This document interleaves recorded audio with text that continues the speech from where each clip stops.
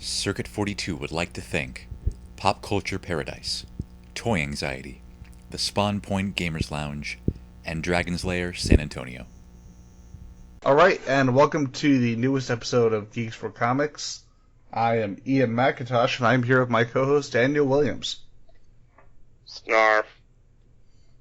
No, it's Smart. No, what was the name of the character? The one from Too Many Cooks, the cat? Was it Smart? Or Snart? Snart, okay. Yeah. Alright, Snarf is the thing from Thundercats. Yes. Okay, so, with that unrelated topic, tonight's topic is going to be Chris Claremont versus Stan Lee. Basically debating who brought more to the Marvel Universe, more so specifically in Claremont's case, the X-Men universe.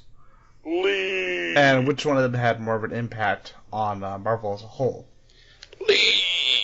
Now, in regards to this, I have to side with Chris Claremont, because Stan Lee created he came up with what's the nice way to put this? Stan Lee characters, with the exception of maybe the Fantastic Four, because he had such an extensive run on that book with Jack Kirby, I believe it's 105 issues, like consecutive. His characters were always more archetypes. Yeah, I don't want to say that they weren't developed, because they were, but I've always felt the way he writes the characters, he writes them in a very archetypal way, where somebody like Claremont, who, while he did start later on in the industry, although a lot of people don't know this, that he actually wrote, I believe it was either X-Men 59 or 58. He was just a guest writer, and then they brought him on with Giant Size X-Men in the 70s and X-Men 94. But, he is a writer, in my opinion. There's been always someone who's been more about character development and not just the basic idea of the character. And because of that, not only did he introduce and help co-create characters like Nightcrawler, Storm, Banshee. No, not Banshee. Banshee was made by Roy Thomas. But he created a lot of X-Men characters in the universe and did a lot with them. And not only did he do that, but he went back and he further developed the relationships of the original characters. Like a lot of the Cyclops and Jean Grey relationship comes from him. But at the same time, Stan Lee made more of the iconic characters, such as Iron Man, the Fantastic Four. I don't believe... Did Stan Lee create Iron Man? Yes, he did. Let me actually check. Because I don't think he wrote the first issue. He's created by Stan Lee, Larry Lieber, Don Heck, and Jack Kirby. I want to see who wrote. I'm going to look at that now, because I'm curious. Because I thought Oh, wait. Oh, okay. He wrote the first appearance of Iron Man. So, yeah, he did create the character, but he didn't write the actual series itself. No, but he created the concepts of the character, which still is relevant. Oh, definitely. But, he also made, of course, Spider-Man, and the characters related to Spider-Man, along with Steve Ditko. See, with me, my big thing, and probably the thing that people are going to not be happy for me saying this, Stan Lee, great at coming up with characters. As a storyteller, not nearly as good. Because, think about it, when you think about memorable comic book storylines, do you really think of anything written by Stan Lee? There's actually several that are written by Stan Lee that are memorable. Like which ones? I mean, I can just go off a few right off the bat. There's one with Silver Surfer, which you actually mentioned. Oh yeah, his Silver Surfer run is fantastic. I don't know. Here's the weird thing. Like, when it came to the more surreal characters, like Silver Surfer and Doctor Strange, he seemed to have better grasp on them. And he actually, like you said, he wrote Parable with Mobius, which is one of my absolute favorite comics of all time. But I can't think of a lot that he's done. A lot of stories that he's done that have really stuck with me in terms of his writing. But that's something that we'll get into later. when we talk about what was called, was it called the Marvel way of writing or something like that? Something to that effect. I mean, he's been around a lot longer than Chris Claremont, so there's going to be a lot of stuff associated with Stan Lee.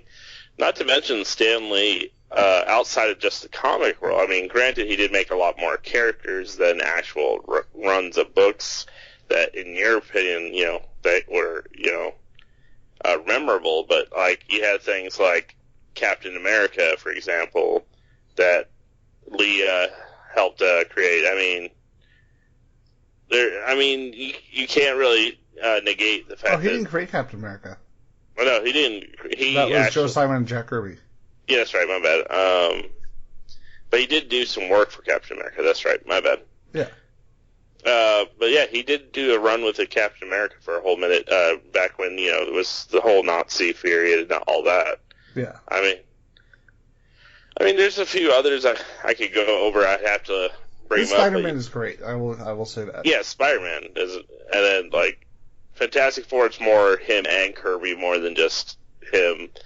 But I mean, there's other stuff he's contributed though. Like because of him, the comic code wasn't as stringent as it used to be. Like when it first started, the comic code was very, very like restrictive. Like you couldn't even write about certain aspects of death in comics when. And the craziest part about that, sorry to interrupt, the craziest part about that, and it's commonly known mainly because of Stan now, that he was making an anti-drug issue of Spider-Man because the government asked him to. And then he was told by the government, with the Comics Code Authority, that he couldn't publish it because it mentioned drugs in his anti-drug comic. Yeah. Which is completely fucking insane. Yeah, it is kind of like crazy. Yeah. Sorry, continue. I mean, like, as far as there's like that, the fact that he's done a lot to actually put Marvel in the spotlight. We had a conversation last week about it. Like, essentially, I kind of see Stan Lee kind of like the Steve Jobs of Marvel. I mean, he's the reason Marvel's actually so out there. I mean, and comics in general. I mean, outside of like fanboys back in the 80s, etc., or comic fans like, kids and stuff, nobody was reading comics. Nobody was interested in movies about, Marvel superheroes. I mean, they may watch it just because it was like some gimmicky movie like Howard the Duck or something to that effect. But there was like nothing really bringing the audience's hand over fist into the theaters because comics were not like the big thing they are today. And except if it was Batman. Yeah, of course Batman. Yeah, Batman and Superman. Batman, Superman, and that's because DC, like... They made the deal with Warner Brothers, which was really freaking smart. Yeah, I mean, Warner Brothers has had DC under their belt for so long, it's ridiculous at the same time. One of the better reasons that we get stuff like that, and, Stan Lee is the reason, like stuff like the Marvel stuff got bigger. I mean, up to, like, I think... Until, like, honestly, like, the X-Men and all that, I don't think Marvel really was out there as far as a company. I mean, like, the original X-Men movie, I mean, nobody really was like, oh, wow, I must read Marvel because, they have these great stories unless you were, like, a nerd or geek or etc. Well, Marvel stories have always done fine.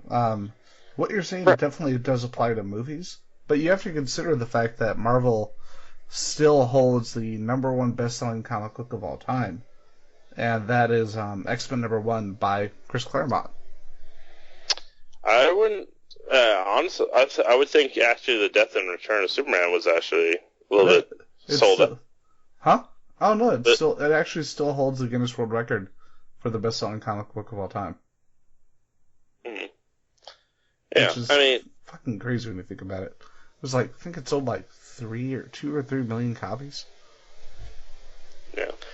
I mean, what's also, one thing that, I'm not sure if Chris Claremont did any real work with DC at all as far as comics, but after he retired from Marvel, Stan also went over and did some stuff for DC for a bit, and he had some pretty good runs there. There was stuff like the Man Bat and stuff, and of course there's some Superman stories he had done when he went over there for a whole minute. I'm not gonna lie, I was not a fan of the Stan Lee rates of the DC universe, and I may have been because of how old I was when I read them. Like I was in kind of like when those came out, comics were like, we're gonna get dark now, and I'm like, yeah, dark. And then I went in, read these things, and I'm like, oh, these are lame. And so I did read. So I haven't read them in years. I mean, are they better? Are they better reads now than they were then? I mean, I'd have to go back and read them. I mean, arguably they may not have been the greatest stories, but the fact that he's been able to go through multiple studios over the years, and notable works that he's done is stuff like Daredevil, which I know is one of your favorite characters. Yep. And then, of course, he's the reason for Thor as well. I mean, granted, a lot of them were collaborations with Joe Simon, Jack Kirby, and Steve Ditko, but at the end of the day, I mean, trying to negate the fact that the man has done a lot, I just can't get behind that. Now, in comparison to Claremont, I mean, I'm not saying Claremont didn't do great with X-Men. I mean, obviously, that's some great work. Granted, in my opinion, he is a bit preachy and a little bit long-worded, and not that it's completely horrible, but Claremont does have some good stuff under his belt as well, but I wouldn't say Claremont is more profound than Stan Lee by a long shot, though. See, for me, I think as far as the way he writes, I like it a little. I just like it a little bit more. But I've never said that Stan Lee didn't make an impact. Both of them made a huge impact. But the one big thing that I've always put down for Claremont is that he not only did he work heavily on X-Men, but he also created the series Iron Fist. He created New Mutants. He created a bunch of stuff. And he also created a comic book that would become a major movie called Big Hero 6 for Marvel. Yeah, but let's be honest, Big Hero 6 is not the same as the actual movie version. Oh, not at all, but they're both a lot of fun. But, I mean, that's like saying the Fantastic Four and all those movies are exactly the same as the books, because clearly they're not. Especially Fantastic Four. I mean, come on, most accurate comic movie ever. Granted, a lot of the X-Men movies, at least the early ones, were based off of Claremont's run of comics, though. You know what's really bizarre about this? And it actually made he was actually pretty chill about this, but apparently his fans, like myself, were annoyed. The Wolverine takes all of its material from Claremont's Wolverine, and they'd never credit him. They didn't credit him as creator of the characters. They didn't credit. So it's never in the characters created by or anything? No. They finally did it. They finally made the correction later. And part of the deal that they made with him, because of the fact that they just fucked up. I mean, it was a great movie. I liked it, especially because of all the Claremont elements. I didn't really like the idea with the robot. I still don't know what the fuck they were thinking with that. But that was the only thing that wasn't from the comics. Everything else was. I'm really happy, though, because apparently he is going to be writing the story treatment for the third Wolverine. I will be the first to admit, I never liked the original Wolverine Origins, so I didn't even bother to watch the Wolverine. Watch it. It's by the same guy who made, it's actually by the same guy who did, Jack Reacher. So it's not as bad as the Deadpool thing? Oh, no. This is fantastic.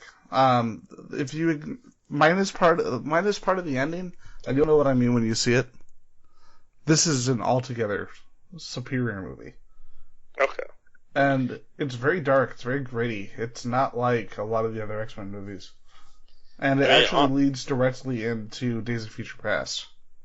I just don't understand when they're going to do a Wolverine Origins movie, they couldn't go, hey, there's this awesome book called Wolverine Origins. They just took the beginning of it from that, and I'm like, oh, dude, that's straight out of the comic.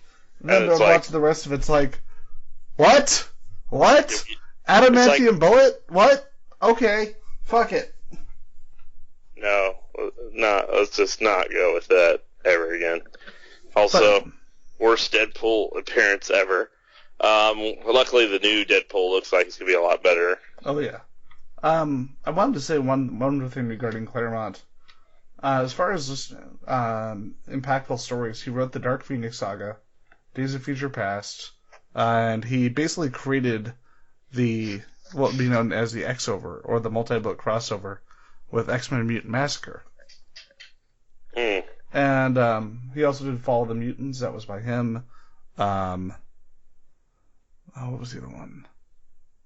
He's done a lot, and I will be the first to admit that when he's out of his comfort zone, it's obvious. Like, Extreme X-Men is terrible. Like, it is probably... Not the current series. Current series is actually decent, but the original Extreme X-Men by Claremont, it showed why a lot of his writing style did not work as well in a modern book. Because if you think his older stuff was wordy, this is altogether in a different field. But I will say this. His new Nightcrawler series from Marvel Now, freaking amazing. Like, it just reads like old school Claremont. And he really likes Nightcrawler. Like, when he gets a character that he loves, you can tell. But sadly, like we talked about in the previous podcast, Marvel Now is no longer going to continue, so... I know. What the fuck? It's like, Marvel, you did something good. Stop it. Stop fucking it up. But Secret Wars! We need Secret Honestly, Secret Wars is not that bad. But I'm not a fan. They still haven't fixed Spider-Man. Okay. And you know how I feel about Spider-Man. Yep. But, what I think is interesting is that, like, I don't know if Marvel is trying to do this to have it happening at the same time as DC and Convergence, but the thing that aggravates me is that Marvel's books were actually really damn consistently good ever since the whole Marvel Now. Like, everything they were doing was fantastic, with a few exceptions. And let's be honest, the beginning of New 52 was pretty bad. There were some really good books, I will admit, but the beginning was pretty bad. But New 52 was not the reboot. The reboot was actually Flashpoint that led to 52. I know. Flashpoint is not in no way a comparison to Secret Wars. Flashpoint was good. What I'm saying, though, is, well, Secret Wars is too, but I just don't like the fact that they're changing everything because of it. But, like I said... But what I was about to say was that with DC, it seemed like I told you when we first heard about Secret Wars. DC is basically wiping the slate clean because a lot of this, even now with New 52, there's half of the stuff they're doing is really good. Half of it's just there's no forgettable. 52 anymore. I know that, but I'm just quiet. What I'm saying is that Convergence was kind of a way of wiping the slate clean, and hopefully putting out just a lot of really, really good books. Problem with Marvel doing this is that they're wiping the slate clean on a lot of really good comic books and rebooting. And it's like, you don't need to. You were doing good work. This is not why you do a reboot. You do a reboot when you're just doing okay or you're doing horribly. You don't do it when you're doing well. They were doing horribly. Even though Marvel Now, in your opinion, was great, the sales were not meeting their expectations, and that's why they rebooted. I agree there was some good stuff from Marvel Now. I love the Deadpool stuff. It was amazing. He hasn't read Hawkeye, folks. You can feel sad for him. Because Hawkeye. Anyway, moving on. The fact that they're pretty much using Secret Wars to pull a Crisis of Infinite Earths is probably not the best way to do it. Because the one thing I do like about Convergence, even though some people may not agree with how certain things went with 52, it did establish the fact that all canons are actually legitimate for DC right now. Because they're all alternate universes, which means, yes, pre-Crisis still exists, post-Crisis still exists, Infinite Crisis happened, Final Crisis sadly happened. Everything that's happened has happened. There's no they even gave the Anti-Monitor a name in DC. there's a lot of good stuff going on right now, and now they have a Dr. Fate book coming out, which is I already picked up. Looks pretty good. There's like a series with Black Canary. I mean, they're definitely getting their shit in gear now. So, one thing I want to touch on before we move on. You ever heard of something called what Stan Lee called writing comics the Marvel way? The Marvel way of writing comics. Yeah. And it's pretty controversial because he barely writes the comic books. He basically, he literally calls up the artist. Like, there was an artist who works with him recently, and apparently he still does this. Like, he'll talk to you on the phone for like 10 minutes and give you a concept, and pretty much leave the artist responsible and say, oh yeah, I'll just, make it, and then if you want to add anything else, you can. And then they pretty much do 90% of the comic book, and then he fills in the dialogue at the end. Oh, wow. Yeah, this is actually, and this is part of the reason I was really proud of what they did in Fantastic Four and Mark Waid's run, where they actually meet God. They meet their creator. And they they go through the portal, and it's not Stan Lee, it's Jack Kirby. Yeah. I don't know. But you can see why I have issue with that. I can see the issue, but there's more that the man's done for Marvel in general that I can't just be like, oh yeah, he just because he created a lot of characters that are iconic. Iron Man being one of them, with the help of, granted there was others involved in it. Yeah.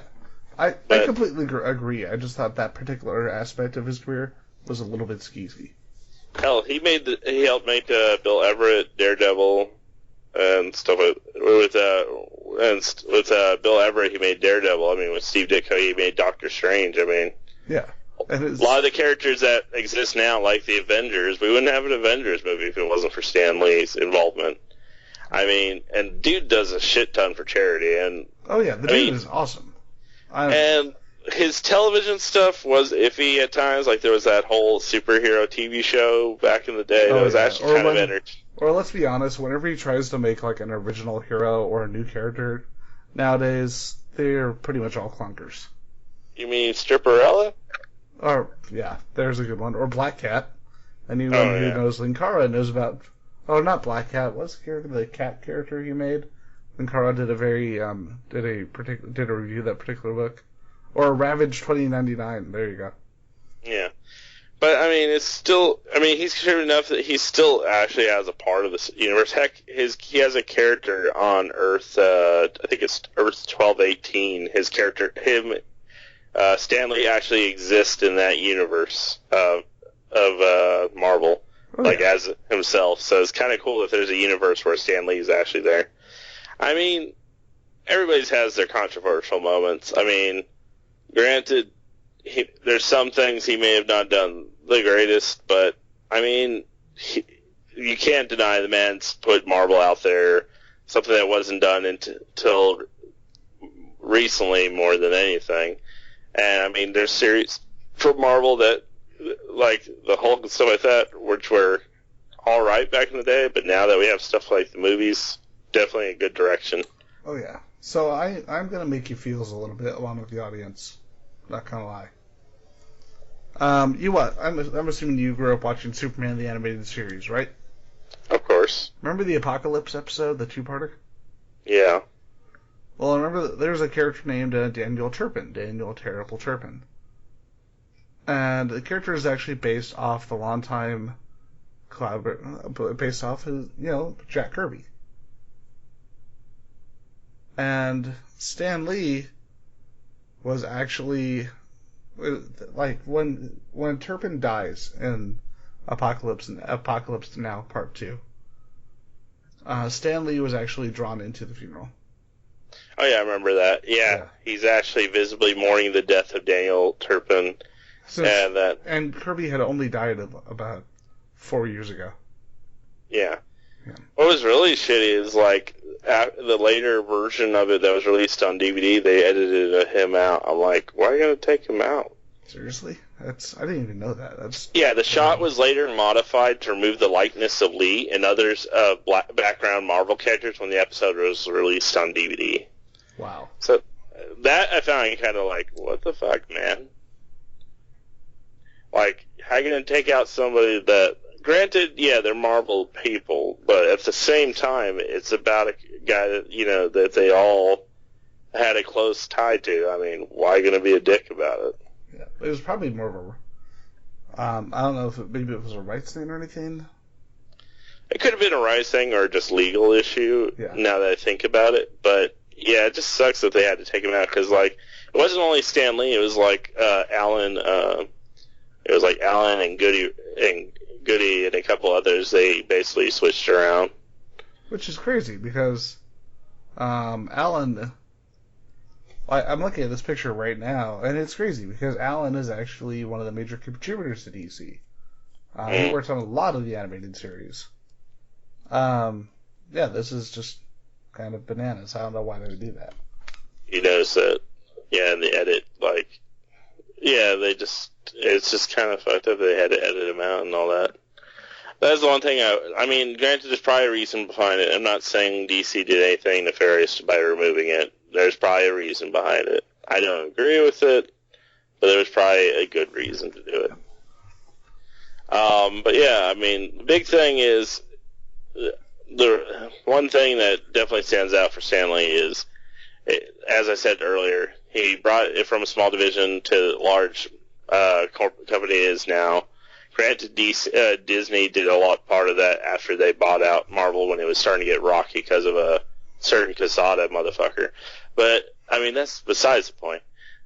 But as far as Claremont, though, I still think he did contribute a lot. I'm not downplaying Claremont's work. Oh yeah, a little bit of trivia on that book. That book was doing so poorly before, Roy Thomas helped a little bit, but that book was doing so poorly in sales that they were just reissuing old issues as new issues. There was a chunk of time there where they were just literally reprinting old issues, and no one fucking noticed because no one was reading it. And Claremont made it into the most successful book being published by Marvel. And he worked on it from, I believe, 1975 to 1991. He was a writer on Uncanny X-Men for 16 years.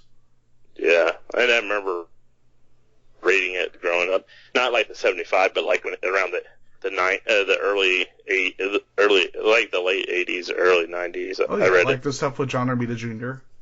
It was just, yeah. And you look at Romita, he's still doing a ton of work. Holy shit. I like his old style a little bit better because his faces just went a little bit crazy.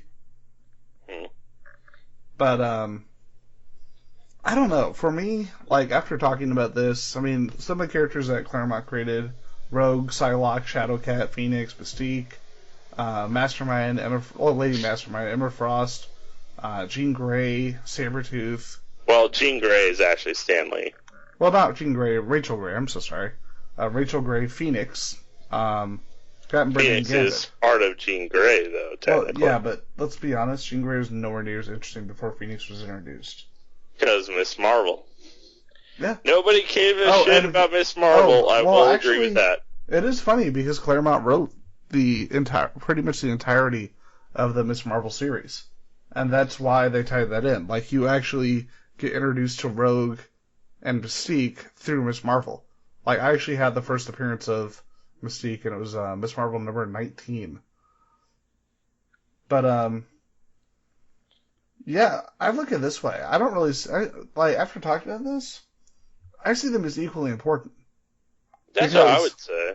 Marvel, Stan Lee created... Stan Lee was the creator, and Claremont was the storyteller. That's how I see it. But really, but they both did equally important work, you know? Creator, collector, whichever. Yeah. But I think that's a good way to put it, right? Stan Lee was the creator, Claremont was the storyteller. Yeah. He's what he breathed new life into characters that were created by Stan Lee. I would definitely say that. Yeah. But yeah, I think and it's kind of cool, because And I'm just really glad that Chris Claremont's always been a successful writer. He's always been associated with the X-Men. But I like that with the new Wolverine movie coming out, and him actually, contributing directly to the film, that he is becoming more and more recognized by the modern readership. But if you remember in X-Men United or whatever, it was like him and Stan Lee and with the water, with Jean Grey. What was it? I have to look it up real quick. Give me a second. Okay. And I'm also going to look up the really funny little cameo that Dave Cockrum drew. In X-Men The Last Stand, Lee and Chris Claremont appeared as two of Jean Grey's neighbors. That is unfortunate of all books for them to show up in. Set 20 years in the past, Lee, credited as Water Hose Man, is watering the lawn when Jean telekinetically redirected the water from the hose into the air. That was actually I actually like that scene, even though it was. It's like, hey, there's Chris Claremont in the horrible X-Men movie. By the way, I listened to a podcast where someone actually tried to imply that X-Men: The Last Stand is better than X-Men the movie. That person should be on fire. They imply that because there's not enough action in X-Men the movie comparatively from an X-Men movie they would expect it. It was more dialogue driven. And I'm just like, you should be shot, because X-Men The Last Stand had I'm the Juggernaut bitch and the death of Jean Grey. Although I gotta say, as a fan of Kitty Pryde, bringing in Ellen Page, that was awesome. And I'm so glad they kept that for Day of Future Past. Cyclops, I'm gonna die off screen! Oh yeah, what the fuck? It's like apparently, that director, what was his name? Brett Ratner. Apparently Brett Ratner hates Cyclops even more than Bryan Singer appears to. It's like, hey, Cyclops, I'm gonna be back in a bit. You're on the beach, okay? I'll see you later. And you've read Dark Phoenix Saga, right? You know how important Cyclops is to that storyline. And then they kill him and replace him with Wolverine. There's a dead Cyclops off screen. So I have to show you this before we move into the next part of the show, because this is very funny. I'm going to describe it to our readers, too. Okay. So I've sent it to you in the chat, and I love this because it's a cameo by Dave Cockrum and Chris Claremont in an issue of X-Men. And good God, does it sum it up well. Dave, aren't you listening? Chris, do us all a favor, shut up and run! Sounds about right. I love how even back then it's like, Chris, you talk a lot. Chris Claremont, everybody. We love his work, but man, is he wordy. Yeah, but like I was talking to you with over the phone, the thing I love about his comic books is that you read one issue and you really feel like you got your money's worth. And nowadays you've got some comics that will go by in like 10 minutes. It's crazy to think that Chris Claremont's now 64 years old. And he's still fucking writing. Holy shit. Like, he's actually doing Nightcrawler right now for Marvel. And that book, like I said earlier, is amazing. But I tried to sick, but was, because some series decided that wars were needed. Yeah, but somebody tells me they'll bring back Claremont for another book. I hope so. Because he's a fucking wizard. These are not the Claremonts you are looking for.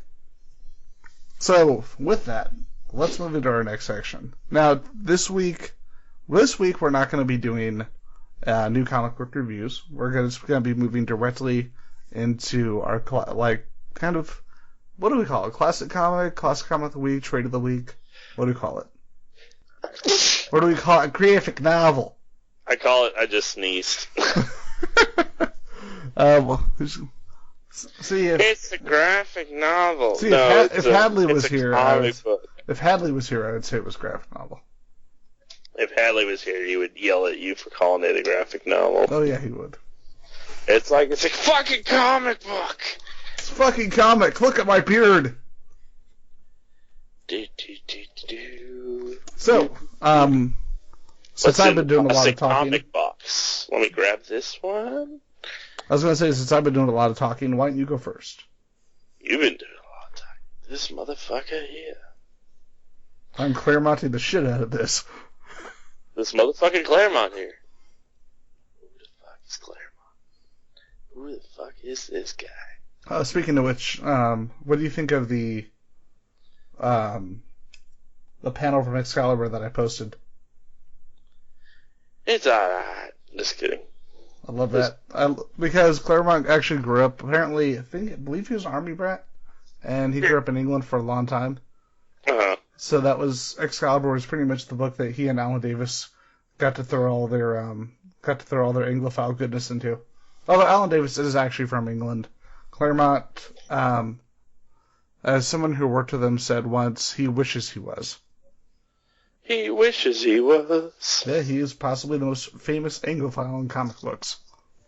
I just got to my old comic books collection while Ian was filling the gap.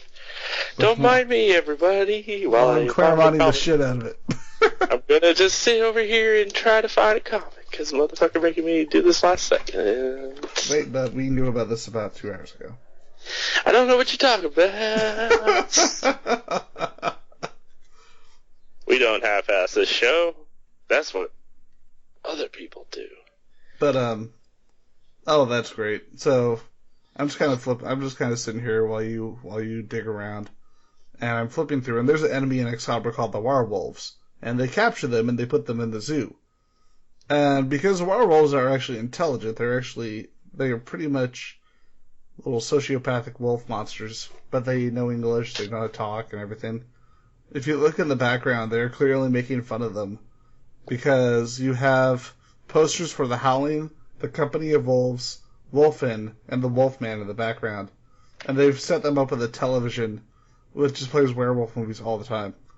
And it's just them capturing them and making fun of them.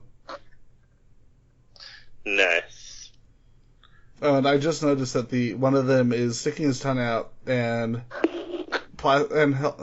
standing against the wall, just like the Wolfman and the Wolfen poster. Daniel found 3 comic books. I think we're good to go. Christopher Claremont, we can continue. I mean, Ian. I don't have a beard. You need a beard to be Christopher Claremont, man. Yep. How else are you supposed to look like a fucking wizard? I'm a wizard, motherfucker. If you're Stan Lee, you have to wear giant 70s sunglasses. I need some 70s sunglasses, man. They don't look nearly as cool as you think they do. I need a porn stash, too. Oh, yeah, that 70s porn stash they used to have. Oh, my God. 70s porn stash. See, Jim Steranko looks out of the 70s, but he just looks kind of badass somehow. Claremont, fucking Stan Lee, not so much. Alright, guys, we stalled long enough. Time to talk about comics. God damn it. Okay, talk about your comic book that you just fucking found. I didn't just find no comics. I know what you're talking about. Okay, let's get serious, though. So what are we talking about again? I'm just kidding. Alright. Your mom. Let's start with one I just finished recently that's a classic comic. Classic enough to be from the year... In the year 3000. Not that far in the future, but this is from the year 2007, so about 8 years ago? Fuck. We're old. I feel old, people. So the first graphic novel I'll be talking about a little bit, with no spoilers to the best of my knowledge, is Green Arrow, Year 1, by Andy Diggle and Jock. It just says Jock. I don't know his first name or whatever. Pretentious artist name, Jock. Yeah, Jock and David Barron as the colorist, and Jared K. Fletcher as the letterer. And it's an introduction by Brian K. Vaughan. Okay, anyway. It's basically the story, like, if you like, honestly, anyone listening, you watch the Arrow show, Green Arrow Year One's a good one to start with. Kind of feels like that Green Arrow story. I mean, there's some definite differences between this and the actual TV show, but it has a lot of the concepts, him ending up on the island and trying to survive, and it pretty much covers the extent of his time on the island just before he starts heading back to good old home. Yeah, I just butchered that. Sorry. So yeah, there's a lot of good storytelling here. There's a lot of good character development, and it's just the transition from him being the typical asshole teenager to him becoming the Green Arrow of legend. And this is the awesome Green Arrow with the the goatee and everything. So definitely worth a read if you haven't checked it out. It was $14.99 when I picked it up at my comic store. That'd be American Heroes Books and Comics, one of our sponsors. Plug. And yeah, my second book is another one that I think even Ian would be like, yeah, that's amazing, is Batman Hush. And Batman Hush, Jeff Loeb wrote this one along with Jim Lee and Scott Williams. And oh my god, if you love Batman, read Hush. Because honestly, probably one of the better stories out there. And it just covers so many fucked up elements, but at the same time has some of the greatest villains of Batman's leading up. And it's another mystery-based one. Like, you have to guess who the villain is in this one. And the fact that it's just great art and everything just built into this one book. And this, when I picked it up, was actually $24.99, so it's not even that expensive. And it's actually pretty lengthy book. I mean, you're getting a lot for $24.99, and honestly, Batman Hush is probably one of my top 10 Batman stories to be truthful about. I completely agree on that one, along with the previous one. But a quick word of advice for people: two things. If you can afford it, track down the Absolute Edition of Hush. I've got it; it's amazing. And for some reason, the first printing was $50, and the second printing was $100. So if you can find the first printing, like I did, that'd be a good way to go. You're gonna hate me, dude, because I found it at half price for the first printing, and I got it for $25 for the Absolute Edition. Stab. Yeah. And also, never read Hush Returns. It sucks.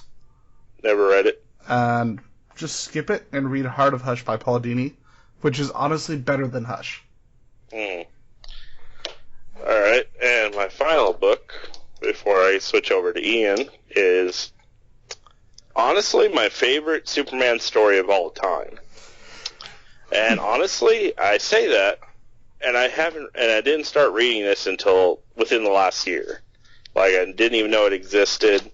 I was recommended to read this. It's a book from 2003. It was actually a 12-issue miniseries called Birthright, basically retelling his origin story. I mean, granted, we've done his origin story 50 million times, so we know Superman. This has a nice twist to the Superman origin story. It looks at the bright side and the dark side of Superman's origin. It doesn't just go, okay, he's Superman, everybody trusts him. It actually looks at the dark side of Superman as well, and how there's initial distrust, etc., for Superman. And honestly, Superman Birthright, which is the one I was talking about, by Mark Waid, fucking amazing. It is my favorite Superman story to date. Obviously, we'll see how that changes in the future, but this is more than worth the price. It's $19.99 for the trade. I believe there is an Absolute Edition that's out there. But yeah, Superman Birthright, if you're a really big fan of Superman and want to read his story from a different angle instead of the typical, oh, Superman's here. Everybody praised him storyline. Actually looking at the darker aspects of, hey, should we trust Superman? Those kind of dynamics that most people would have, with a superpowered being. Read Birthright, and you will not be disappointed. And for now, Birthright was actually a huge influence on Man of Steel, right?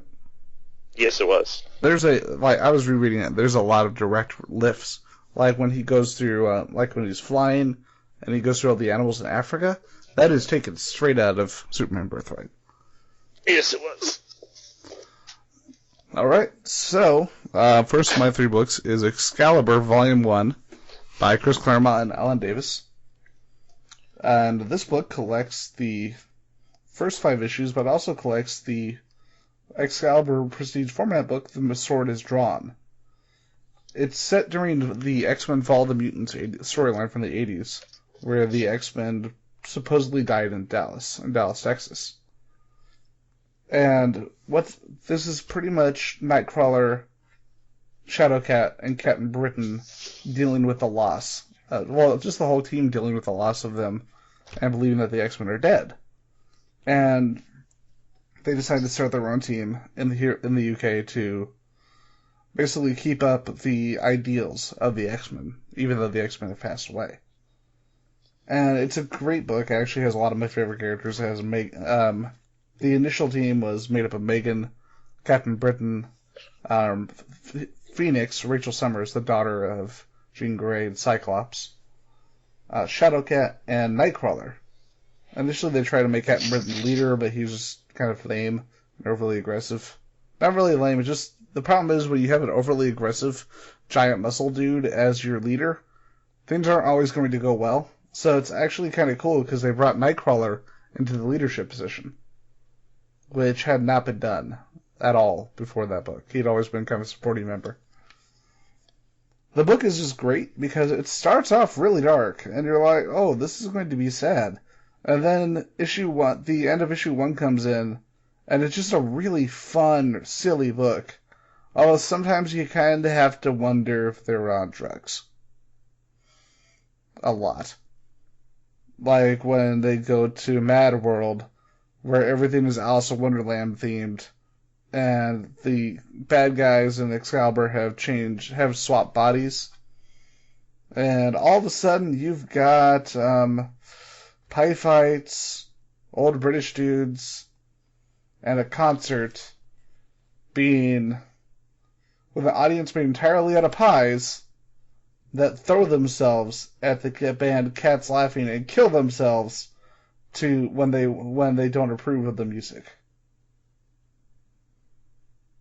It's a bit batshit insane, but it's really freaking fun. It's my favorite thing by Claremont, more so than Phoenix Saga, more so than Days of Future Past. And Alan Davis is easily one of the best comic book artists of all time. The guy actually does 2 things that most artists don't know how to do. Well, one thing. He has extremely realistic anatomy, like the characters are really, really well drawn, but without making it feel stilted. Kind of like a certain artist named Greg Land, who basically just traces porn. And he's got really dynamic artwork that at the same time is very, very well drawn, and the writing is great and really, really funny, too. The trades are out of print, and ironically enough, the individual issues are actually easier to hunt down. So yeah, look for the 1980s Excalibur series by Claremont and Alan Davis. Also, look for the 1990s run by Warren Ellis. Both of them are pretty amazing. But I didn't actually read a second or third book, but you know what? I've got a giant collection. So my next book is going to be Batman Arkham Asylum by Grant Morrison and Dave McKean. Typical. Pardon? From 1989. Now, this has nothing to do with the video game Arkham Asylum like my co-host probably thinks it does. Being the noob that he is. I own the book. Nope, you're a noob. And, because I say so, goddammit. So, basically, the story of Arkham Asylum is that Batman has been drawn to the asylum by the Joker, being told that there's a hostage situation. And what happens when he gets locked in, they basically tell him, you belong here with us. And it's this insane, almost this kind of dark Alice in Wonderland kind of story of Batman. Like, and Grant Morrison talked about this, and then it's like, oh, there's some subtle imagery, some subtle storytelling, and then you get to the part with the Mad Hatter, and it's like, yeah, this is a fucked up version of Alice in Wonderland with Batman in it. The artwork by Dave McKean is really interesting because no one had really done that kind of digital artwork that McKean does in the book before. And I know it's actually kind of divisive. Like, there are some people out there who just hate his artwork in there and say, oh, it's not good storytelling, blah, blah, blah. I think it accompanies it really well. You've read the book. What's your opinion on that aspect? I found it interesting. And there was really no comic art like that before, you know? Yeah, definitely. Yeah. Because I'll show that book to a lot of people nowadays, and they'll just assume it's a new comic book. Yeah, definitely. Yeah. All right, and with that, my third book is going to be GLA by Marvel. GLA is amazing. This book is absolutely hilarious, and it's spun off of Joe Kelly's Deadpool run, and features characters like Squirrel Girl and Mr. Immortal. Mr. Immortal is the guy who can't die, and he keeps trying to kill himself, but he won't die. And GLA is jacked up. It's a parody of death in comic books. It's a parody of every comic book trying to be super dark in the early to mid-2000s, with Identity Crisis and Avengers Assembled. I mean, the opening cover is a parody of the first cover of New Avengers #1 by Brian Michael Bendis and Dave Finch. And this comic is absolutely hilarious. Once again, this one is unfortunately out of print. It's written by Dan Slott, who everyone knows from every single Spider-Man title published right now. And it was a book that made me a fan of his. And it's drawn by, I believe, Paul Patelier. And it's just really, really funny. And I figure, you'll read Excalibur, you'll be like, oh, this is fun. You'll read Arkham Asylum, it's like, I want to kill myself, but this was still really good. And then you read GLA, and it's like, I don't know whether to be disturbed or laugh, so I'm just going to laugh. Oh, look, it's Squirrel Girl. Yep. Yeah. GLA is a great book. It's actually one of my favorite comics of all time. So with that, was there anything else you want to talk about tonight? That was pretty much it. I mean, it was just a great day in general as well. I mean, the other thing we could touch base on a little bit is today was the day that everybody got equal rights. That was great. That was pretty awesome. Oh, and by the way, speaking of that, something you should read, if you haven't, X-Men God Loves Man Kills. I own it. I've read it. For our listeners as well, today is a good day to read that book. Oh, yes, definitely. All right, also, dead babies. Maybe not babies. Wow. I don't know. Bop, eating babies? Okay. So, are you ready to wrap up the show? Shows are wrapped. Well, wrap up our show. It's a little bit slow. All right, welcome to another podcast of Circuit 42. This was Geeks for Comics with Ian McIntosh. One day I'm going to get that right. And Daniel Williams. How long have we known each other? And you still don't know how to pronounce my last name. Macintosh, as in the computer. Anyway. It's like host Daniel Williams. He speaks really good Japanese. If you enjoyed this podcast, check out more of our stuff on YouTube. We also have a Facebook and a Twitter. And we have a website as well that's under construction at the time. But yes, we do have a website. Also, check out our sponsors, American Heroes, as well as San Antonio's, what was the name of the comic book store again? Dragon's Lair Comics and Games. Dragon's Lair Comics San Antonio. Yeah, that. And our newest upcoming sponsor, Fuck, I can't remember the name. God damn it, that's how you know they're new. And I'm like, shit. Better about myself now. I feel better that you stumbled. Yeah. Because I've been doing fairly well this show, and then my words just kind of fell out of my head. Gotham Newsstand on 4522 Fredericksburg Road. Everything's on Fredericksburg Road. And, of course, Nine Lives Books. Alright, and like I said, check out if you like the show, subscribe on YouTube and all those other awesome places, and check us out next time. And read comics, or I'll light you on fire.